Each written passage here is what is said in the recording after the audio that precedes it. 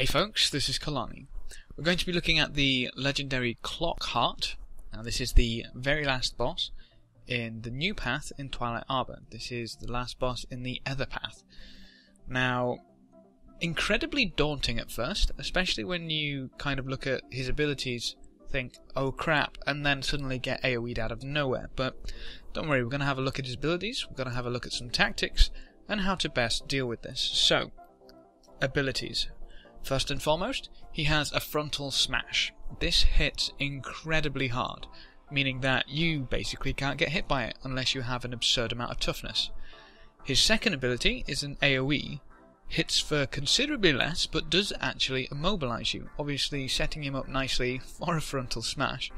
Obviously condition removal is going to help a great deal there, or you can dodge, or you can actually outrange both of these abilities. Now, what we did was have our Guardian, who had by far the most toughness, so he was going to be the priority target for the boss, to stand kind of basically so he's facing the boss away from us. If the boss was faced away from us, only he would have to deal with the frontal smash, which he could do very easily with Aegis, with dodge rolls, all that good stuff. So he handled that very nicely. The third ability is he throws out clocks. Now, these clocks will stay on the floor and basically become a little AoE. Now, they hit incredibly hard. They tick for between 3 and 5k depending on your toughness level. Very hard indeed. If you get downed next to one, nobody's reviving you. You're probably going to get killed by that clock, unless you can obviously relocate yourself with the downed abilities. Now, he does transition between phases, and the second phase is to do with his super ability. Now, you can see when he goes into this phase, he gains an armor buff, and this armor buff starts to stack.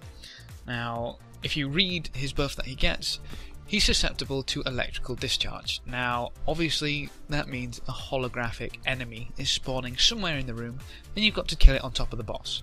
If his stacks reach 30, he'll overcharge, releasing, I think it's 5 or 6 waves of an AoE, which can be outranged in the room. That's worth noting, it can be outranged. But obviously it's not ideal. Now, if you get hit by that several times, you're probably going to go down. Unless, again, you have an absurd amount of toughness. The best way to deal with it, we found, was to use a drag ability on the striker. Now, bear in mind the holographic striker is ranged. This means that he's not going to pull very easily if you just kind of leave him to run next to you, which is kind of annoying. And the boss isn't really that great at following you. Half the time he just kind of frontal smashes and kills you all. But aside from that, it's not too difficult if you've got a pull. Pulls make this so easy. We had both our thieves running with scorpion wire, so we could double grab if we wanted to, or we could shadow step grab. There was a lot of tricks they could pull off, which was really, really nice. That's kind of what we relied on, more or less, to get this done. If you don't have that, I can see this being very difficult if you don't have a pull. Bear in mind that they do not have a lot of health, so any high damage pull may kill them a little early.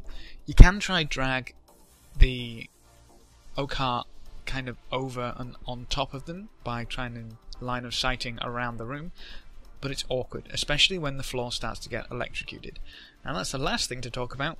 The floor starts to get electrocuted, and it does it in quarters.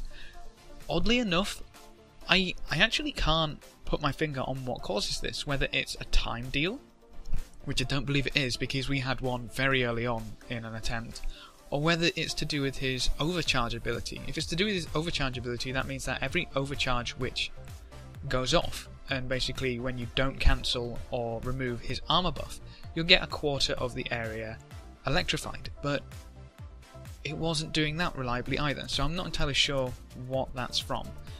But it didn't seem to be a great issue for us, at least until the end, where we ended up with just a quarter free.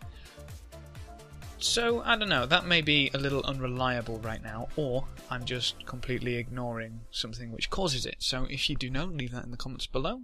Make me look like a stupid guy, but never mind.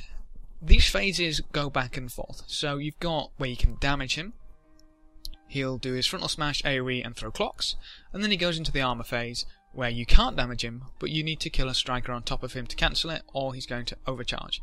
When he overcharges, he gets rid of the buff, so you can go back to damaging him. The thing here is that if you want to make decent time with this fight, you're going to have to really organise yourself for that striker, because preferably you want the striker on top of him as the armor buff is going up. If it gets to 10 stacks, a little bit slow. If it gets to 20, probably going to fail. If it goes to 30, run. Basically, that's it for this fight. Go back and forth, back and forth, back and forth, and eventually you'll get him down. Leave any questions and queries you may have in the comment section below. I'll try to get back to you as soon as possible, but apart from that, thanks for watching folks, good luck and have fun, and as always, I'll see you next time.